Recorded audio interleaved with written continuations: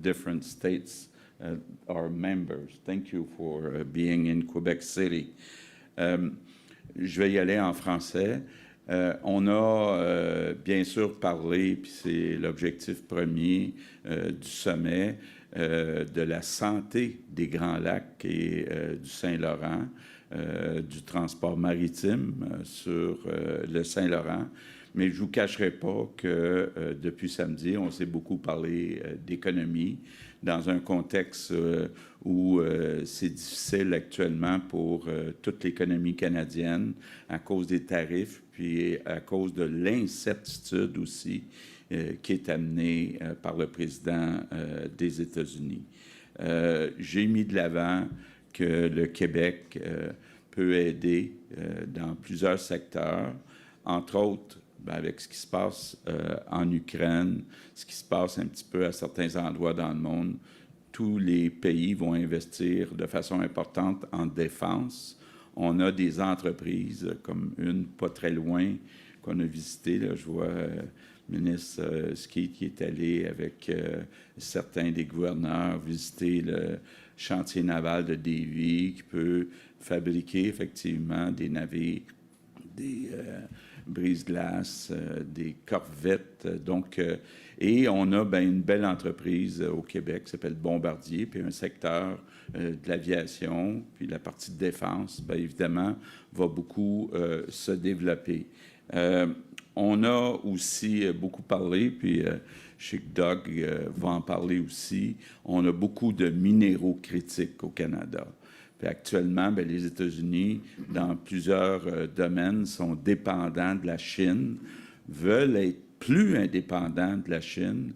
Donc, le Canada, c'est une belle alternative pour s'approvisionner dans plusieurs minéraux critiques. Bon, j'ai été content. On a eu aussi la visite de la gouverneure de New York, de la gouverneure aussi du Michigan, les deux qui sont encore ici ce matin. Puis j'ai entendu tous les représentants américains dire on doit travailler ensemble en économie, le Canada et les États-Unis. Donc, je veux remercier les organisateurs de la réunion. Je pense que c'est un beau succès. Et donc, merci tout le monde d'être ici.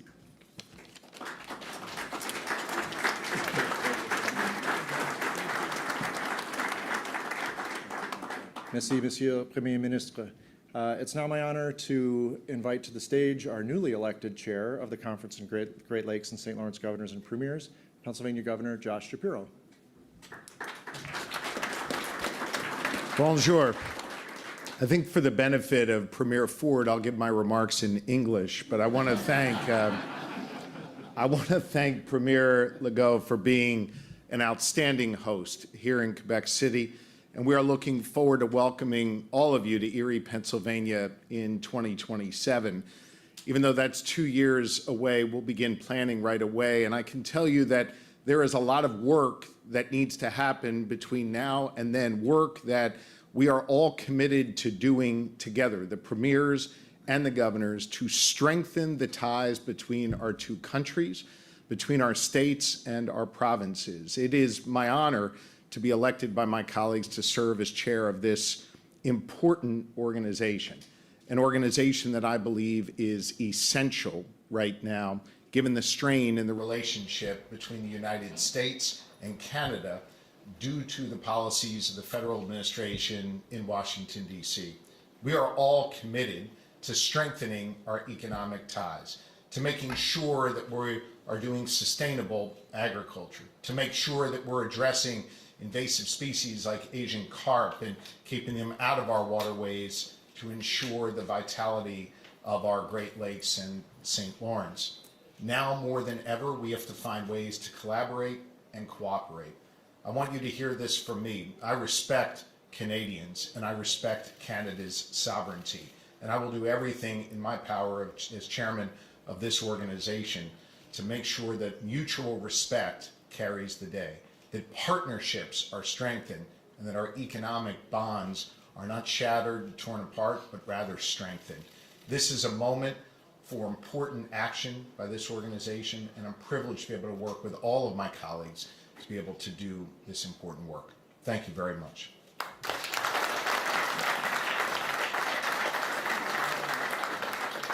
Thank you, Governor Shapiro. I'd now like to invite remarks from Ontario Premier Doug Ford.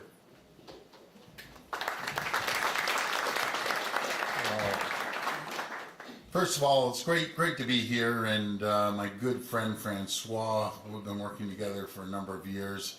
I always tell François I love the Quebecers, they're passionate, and spent a lot of time here. Do you know I spent a lot of time skiing? You'd never think with my physique, but when I was younger, we used to go to Mount St. Anne all the time.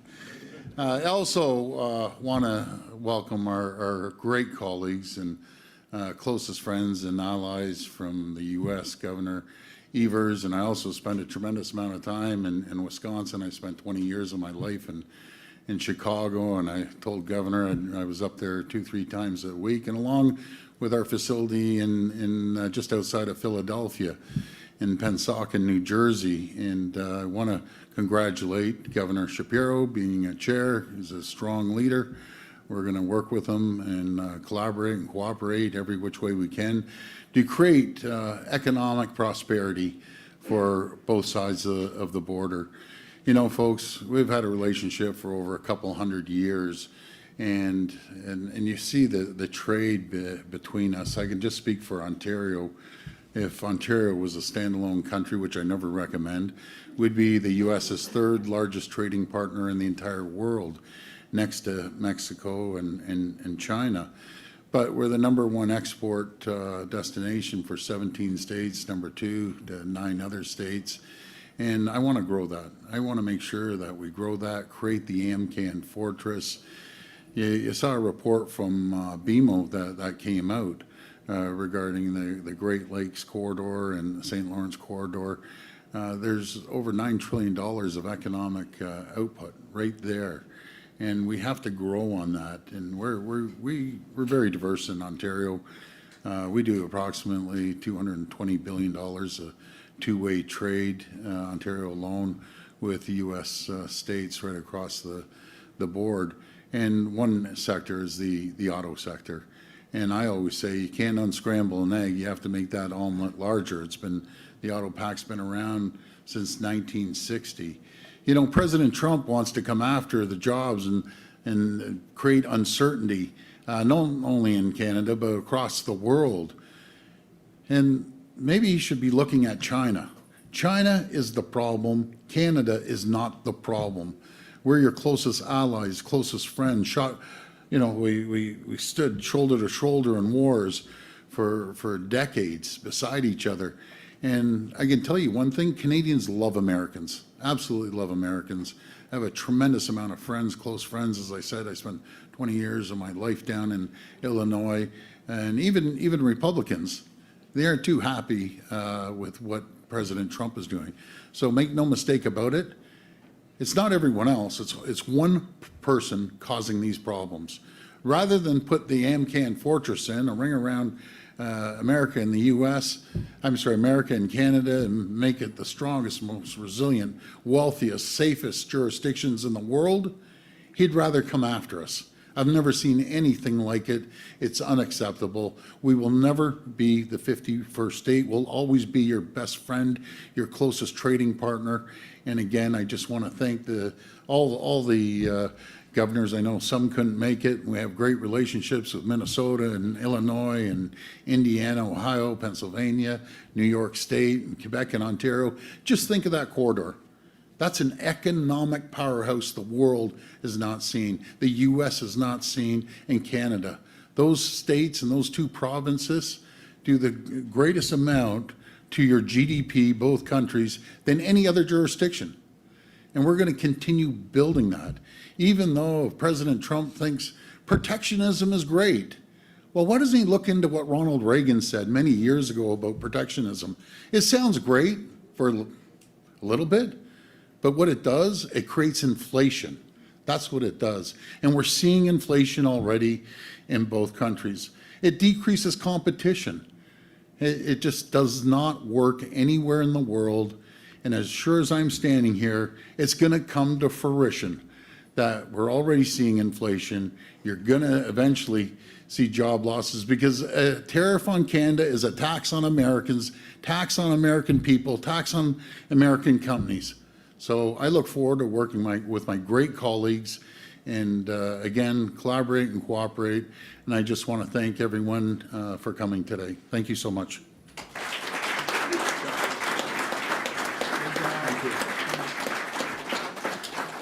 Thank you very much, Premier Ford. I'd next like to invite Wisconsin Governor Tony Evers to the podium.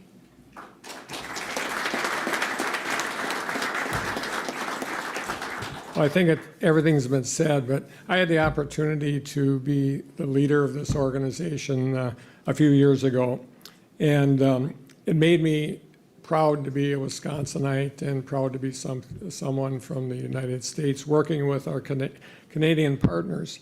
And whether it's environmental issues, infrastructure, economy, you name it, we have made great progress forward. I'm concerned about that progress too. We're in an area of uncertainty as a country and as a world.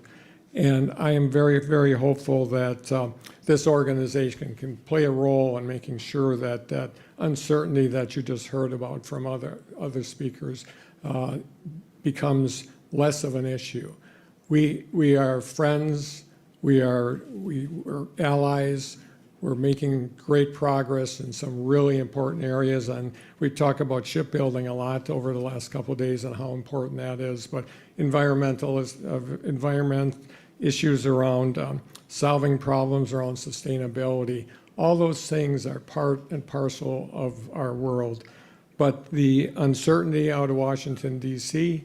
is a problem, and it shouldn't be a problem. There's no reason why countries can't resolve these problems. And so we're in difficult times right now, but I do believe that the work of all of us and all the people with us will get us back to where we need to be. So thank you so much.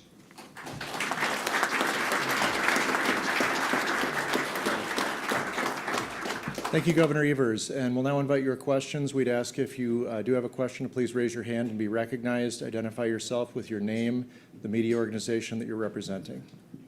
Hi.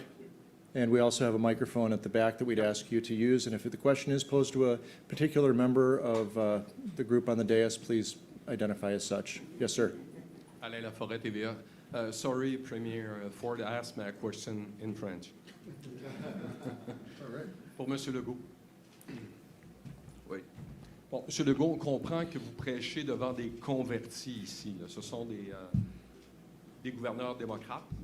Est-ce que vous espérez, au midterm, voir un changement avec l'administration Trump? Bon, d'abord, il y a une rencontre de prévue entre M. Carney et le président Trump demain.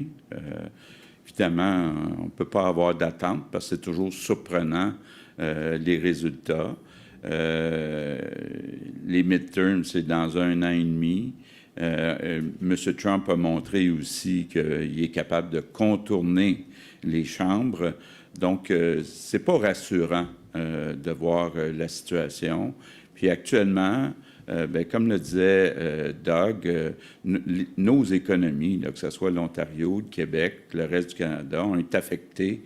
Il y a des emplois qui se perdent, mais aussi il y a beaucoup d'investissements des entreprises qui ne se font pas à cause de l'incertitude.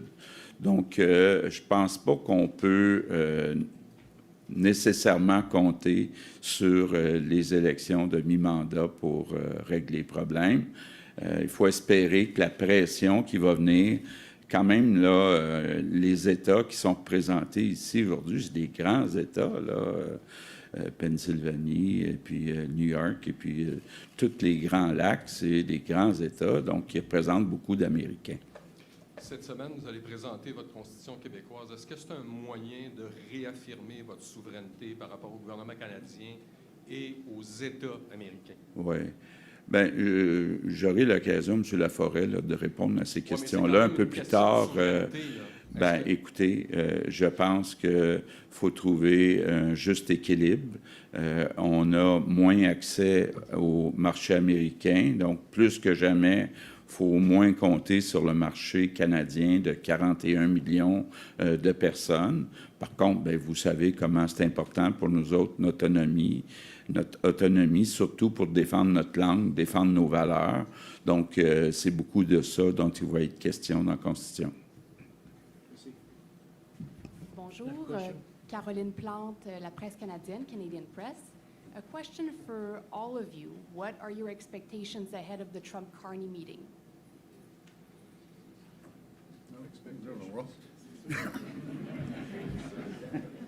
You know, I'll be very blunt. You never know what comes out of a meeting with President Trump. He'll say one thing one day and change his mind the next day. Again, we need certainty. We need certainty for our economies. I know that 9 million Americans wake up every single morning to produce a product or a widget for Ontario alone. We want to grow that. We want to be there when the U.S. needs our energy, that 1.5 million Americans wake up with the lights on and business going because the energy we ship down there in New York and in Michigan and Minnesota, I want to ship them more energy. I want to send them critical minerals. As China has the market cornered, I want to focus on the critical minerals. We have more critical minerals than anywhere in the entire world. That our greatest friends and allies south of the border need. That's what I want to come out of the conversation. I don't want the Prime Minister in there getting bullied and telling them you're doing this, you're doing that. It's not going to work. It will never, ever work. Hopefully they can come out with a great deal, a fair trade deal for both sides of the border. Again, we're intertwined. You know, everything that happens, we have so many companies in Ontario. If I describe Ontario, this is how I describe it. If you could put all the headquarters in the world, I mean in the US, in one jurisdiction, that's Toronto and the GTHA area. So every major corporation that is in the US has an office or a Canadian headquarters in Toronto and the Greater Toronto area. So hopefully it will come out with positive results. And I'm confident that the Prime Minister is going to go in there and do a great job. He's a smart business person. So let's see what happens. Anyone else want to speak to that? But, of course, in the last few weeks, it didn't go in the right direction. Last week, Mr. En français, vous voulez? Ben oui. Écoutez, la semaine dernière, on a vu que les décisions de M. Trump ne vont pas dans la bonne direction. Après avoir augmenté les tarifs sur le bois de 14 à 35 %, la semaine passée, ils les augmentaient à 45 %. Donc, c'est sûr que ça va avoir un impact sur les emplois au Québec dans le secteur de la forêt. Déjà, ben, on le voit en Ontario dans le secteur de l'auto. Donc, il y a des dizaines de milliers d'emplois qui se perdent actuellement au Canada. Donc, c'est inquiétant. Je pense qu'on ne se cachera pas là, qu'on a vu les résultats du deuxième trimestre là, qui étaient négatifs, décroissance du PIB. Donc, ben, on espère que Mark Carney, demain, va réussir à convaincre M. Trump de reculer sur certains tarifs, de peut-être confirmer aussi ce qui s'en vient sur l'entente, le renouvellement de l'entente Canada, États-Unis, Mexique, parce que là, ça, c'est dû pour être renégocié l'année prochaine. Donc, beaucoup d'incertitudes, puis en affaires, c'est la pire affaire, l'incertitude. C'est même pire que les tarifs. La prochaine question, s'il vous plaît. Maybe some of the governors? Then we'll take the next question after Governor Shapiro. I will tell you as Governor of Commonwealth of Pennsylvania, where we have a strong and balanced trade policy and trading activity with Canada, roughly $14 billion in imports and roughly $14 billion in exports. Over 10,000 Pennsylvanians work in companies that are Canadian-based. I can tell you that we're very concerned about the policies of the Trump administration. It has made it more difficult for our farmers, and it's made it more difficult for our manufacturers and many in between. I hope the President of the United States has reevaluated his tough guy approach to Canada. and remembered our shared history over the last 2 centuries. Shared histories in terms of the inventions we've made together, shared histories in terms of the commercial activities that's benefited both sides of the border together, shared history on the battlefield of defending freedom together with one another. I hope the President remembers that. And instead of coming in and trying to bully the Prime Minister, actually sit down and work to hammer out a deal that lifts everyone up. This is not a zero-sum game. I don't believe that if a Canadian does well, a Pennsylvanian has to be worse off. I think there are ways that we can all be lifted up. We've shown that. To be fair, some of the trade deals of 30 years ago did not benefit Pennsylvanians, and that's why it's important to negotiate new ones. But what is not helpful is the bullying. What is not helpful is failing to remember our shared history and the way we are intertwined. What is not helpful is the way in which the President has demeaned our neighbors in the North, suggesting that they should be the 51st state. I respect Canadian sovereignty, and I hope that tomorrow when this meeting occurs in the White House, respect will rule the day, that we will hammer out a trade agreement that works for both sides, and that Pennsylvanians can continue to work with our partners in the North to grow our economy, to protect our farmers, to expand our manufacturing base. The final thing I'll say is this: slapping a tariff on Canada, even for Pennsylvania companies that are based in the Commonwealth of Pennsylvania, that source their raw materials in Pennsylvania, that don't rely on raw materials from Canada, the prices for those companies are going up. The capital needed to be able to expand is staying in the private sector's pocket, meaning they are not investing the kind of capital that is needed to grow and expand right now. And so by the President pushing the tariff button, he's not only alienating one of our most important global allies, he's driving up the cost for Pennsylvania farmers, driving up the cost for Pennsylvania small businesses, driving up the cost for Pennsylvania manufacturers, even those who are doing it in the President's mind the right way, note the air quotes here, by doing it based in America, sourced with American products, sourced with American raw material, with American workers. We're still seeing prices go way up because the President decided to push the tariff button and drive up costs on the American people.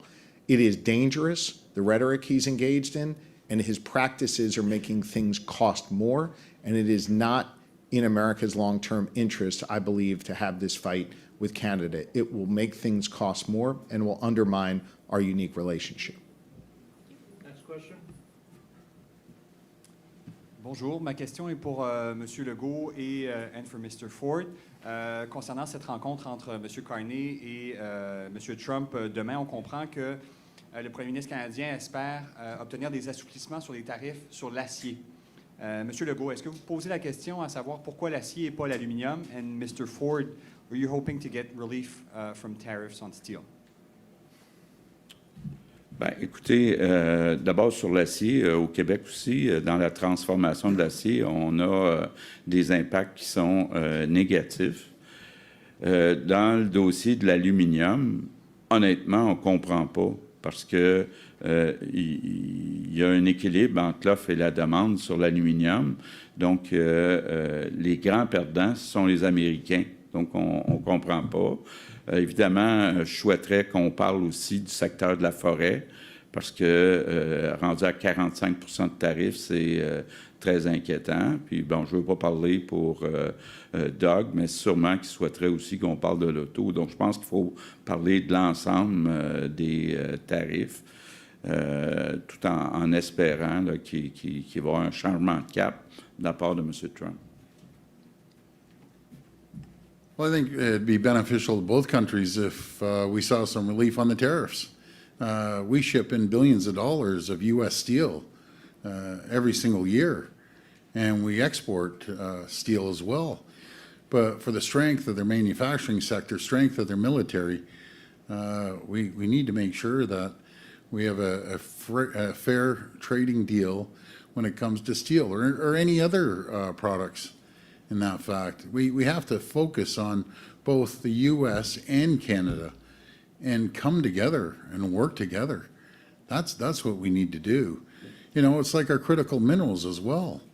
60% of all products down in the U.S., be it aerospace, military, manufacturing, rely on high-grade nickel from Ontario. They rely on the aluminum that's coming from Quebec.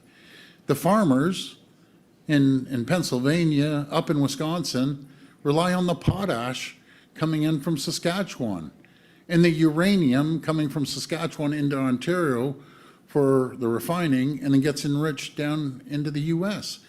But the president has two choices when it comes to that. He can deal with his closest friend and ally, or he can deal with China and Russia. And it seems like he's given more love to China and Russia than he is his closest ally in the entire world. So hopefully this meeting, we can move forward and let's see what comes from it. Thank you. As always, we have more questions than time. We have time for just 2 final questions. So we'll invite a question from another journalist, please. Thank you. Bonjour, Jean-François Poudrier, Nouveau Info. I'll be asking questions on behalf of my colleagues at CTV for Premier Ford. Mr. Ford, you said again this weekend that you might remove Crown Royal from the shelves of LCBO. How can you justify a move that could cost jobs and revenues for LCBO? Well, it's not going to cost jobs and revenues. The only people that cause jobs and revenues is Diageo, right? Who in their right mind, any business person with half a brain, would go after their largest customer in North America? Diageo, we do over $765 million, more than any jurisdiction anywhere in the U.S. or in Canada. And they want to close down a plant over what, $8 million of wages they think they're going to save? The LCBO is the largest purchaser of alcohol in the entire world. And I'll use that leverage to make sure we send a signal that we are pulling Crown Royal off our shelves as soon as the last person leaves that plant. And they can deal with it. And then we'll look at Smirnoff's next, because we have great whiskey that other people can produce in Ontario, and they'll enjoy just as much as Crown Royal. That's what happens when you try to undermine the people of Ontario. These large corporations are going to be held accountable. It's as simple as that. Thank you. Final question? I'll ask a question to Premier Legault. Premier Legault, you were here surrounded by governors and Premier Doug Ford. You all agree that the situation is putting a lot of uncertainty on all your economy, but what can you say to workers in Quebec that lost their job due to tariffs and may lose their job? Because you're not controlling what is happening right now, and you're not controlling what's next. Okay, je vais. Do you want that I go would in? be great in English, yes. In English, okay. So I will table a new economic vision by the end of the month, actual month. And like I've started saying, I don't want to scoop myself and give you everything today, but we'll put a lot of emphasis on Hydro-Quebec, so investing $200 billion for new production. Second, I expect to have some contracts from the federal government in defense. And we expect, same thing in Ontario, to sell more critical minerals. So we want to replace jobs that are lost right now by other sectors. We need also our governments, and I'm talking about provincial and federal governments, to put more emphasis in their orders for the Canadian content. I think it's important. I give you an example. Via Rail is ordering for more than $2 billion. We have to put Canadian content in the conditions coming from different governments. We want to push also for local purchasing. So we And there are other ways that we plan to replace these jobs, but it's very important. The economy and the replacement of the jobs will become very, very important in the next months, especially if we cannot have a deal with Mr. Trump. And your expectations for tomorrow's meeting between Prime Minister Carney and President Trump? Very tough to say. Like Doug said, the guy is always surprise everybody. So we hope it's a good surprise, but I don't want to raise the expectation too high. But we really need to have more certainty about the future, because right now, like I said in French, even last week, we had new tariffs on lumber. So what will happen next week? What will happen with the renegotiation of the USMCA next year?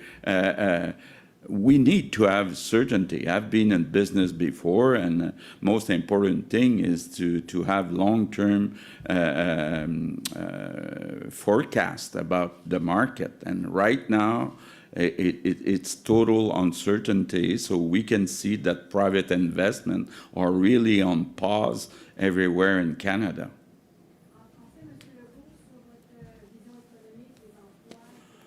Oui, ben, je vais déposer une nouvelle vision économique qui fait suite justement aux tarifs par l'incertitude créée par M. Trump. Il y aura plusieurs sections dans la nouvelle vision. Évidemment, les investissements qu'on veut faire chez Hydro-Québec avec 2 booms économiques, la construction, de la capacité additionnelle, puis l'attraction d'entreprises. On s'attend avec les augmentations de budget importantes prévues au fédéral en défense d'aller chercher notre part des investissements. On s'attend aussi à développer beaucoup les minéraux critiques et stratégiques. Et puis, bien, comme je le disais au gouverneur américain en fin de semaine, on va avoir des décisions à prendre importantes parce qu'on parle avec des pays en Europe. Et bien là, on aimerait bien aussi regarder avec les Américains. Donc, et on veut aussi voir comment, dans nos appels d'offres, on peut privilégier davantage le contenu local, servir parfois de vitrine en étant le premier acheteur de produits. Donc, il y a... Je vous demande d'être patiente. Là, quelques semaines, on va déposer ce document-là. Ça fait 6 mois qu'on travaille là-dessus. Là. Le but, c'est de remplacer les emplois qui sont perdus par les tarifs et l'incertitude de Donald Trump. All right. Well, thank you very much for joining us. Materials related to this Leadership Summit are available on our website at www.gsgp.org. This concludes the formal part of our program. I'd like to invite the governors and premiers to take a ceremonial photograph. We have a tree that will be planted in the spring here in Quebec City. It's part of the goal that the governors and premiers have set to plant 250 million trees over the next 10 years. And we thank our friends at Tree Canada for providing us with this one. So if you could join me for the photograph, governors and premiers.